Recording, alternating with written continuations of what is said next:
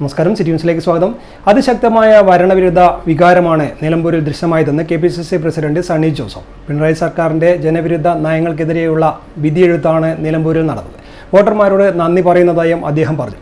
വിലക്കയറ്റം, തൊഴിലില്ലായ്മ, വന്യമൃഗങ്ങളുടെ ശല്യം, മലപ്പുറം ജില്ലയെ കടന്നാക്രമിച്ച് മുഖ്യമന്ത്രി അധിക്ഷേപിച്ചത് എല്ലാം വിഷയമായെന്നും അദ്ദേഹം പറഞ്ഞു. അൻവറിന് ആരുടെ വോട്ടാണ് കൂടുതൽ ലഭിച്ചതെന്ന് പരിശോധിക്കുമെന്നും അദ്ദേഹം പറഞ്ഞു.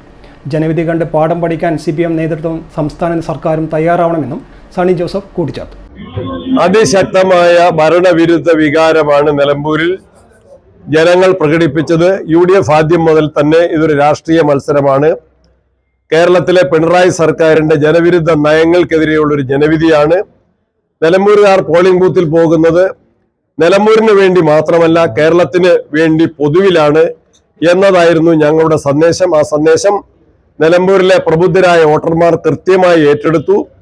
കേരള സർക്കാരിന്റെ ജനദ്രോഹ നയങ്ങൾക്കെതിരെയുള്ള ഒരു വിധിയെഴുത്ത് ഞങ്ങൾ ആഗ്രഹിച്ച രൂപത്തിൽ തന്നെ ശക്തമായൊരു വിധിയെഴുത്താണ് നിലമ്പൂർ ജനത നൽകിയത്. വിലക്കയറ്റം, തൊഴിലില്ലായ്മ, കാർഷിക മേഖലയുടെ തകർച്ച, വന്യമൃഗ ശല്യം, അതുപോലെ തന്നെ മലപ്പുറം ജില്ലയെ മുഖ്യമന്ത്രി കടന്നാക്രമിച്ച് അധിക്ഷേപിച്ചത്, ഗവൺമെന്റിന്റെ അഴിമതി, ഇതെല്ലാം തന്നെയാണ് ഞങ്ങൾ ഉയർത്തിയത്.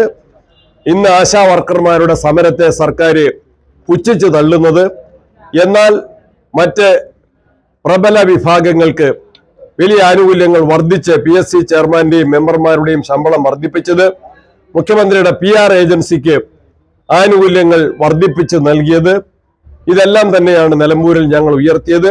വന്യമൃഗ അക്രമത്തിന്റെ ഭാഗമായിട്ടുണ്ടായ വലിയ കെടുതികൾ, അതിനെ വനമന്ത്രി അവഗണനയോടെ ആ വിഷയത്തെ കൈകാര്യം ചെയ്ത രീതി, കാർഷിക മേഖല ഞാൻ ആദ്യമേ പറഞ്ഞു, യുവാക്കളുടെ തൊഴിലില്ലായ്മ, ഇതെല്ലാം അവിടെ ചർച്ച ചെയ്തു. അതിനെല്ലാം ജനങ്ങൾ UDF ഉയർത്തിയ പ്രതിഷേധത്തിന്റെ സ്വരം ഈ സർക്കാരിനെതിരെ ആഞ്ഞു വീശുന്നതിൽ ജനങ്ങൾ ഒറ്റക്കെട്ടായിട്ട് നിന്നു. UDFന്റെ സംസ്ഥാന നേതൃത്വം, അഖിലേന്ത്യാ കോൺഗ്രസ് കമ്മിറ്റിയുടെ നേതൃത്വം, മുസ്ലിം ലീഗ് പാർട്ടിയുടെ എല്ലാവിധ സംഘടനാ സംവിധാനങ്ങളും, അവിടുത്തെ ജില്ലാ കോൺഗ്രസ് കമ്മിറ്റി, മറ്റ് ജില്ലകളിൽ നിന്നുള്ള കോൺഗ്രസ് നേതാക്കന്മാർ, ജനപ്രതിനിധികൾ, UDF നേതാക്കന്മാർ എല്ലാവരും ചേർന്ന്, പ്രവർത്തകരെല്ലാവരും ചേർന്നുള്ള ടീം വർക്കിന്റെ ഫലമാണ്, ഹാർഡ് വർക്കിന്റെ ഫലമാണ്. കൂടുതൽ വാർത്തകൾ അറിയുവാൻ സിറ്റി ചാനൽ വാട്സ്ആപ്പ് ഗ്രൂപ്പിൽ ജോയിൻ ചെയ്യുക. അപ്പോൾ YouTube ചാനൽ സന്ദർശിക്കുക. വാർത്തയുടെ അവസാനിക്കുന്നില്ല, മറ്റൊരു വാർത്തയുമായി വീണ്ടും കാണാം. നമസ്കാരം.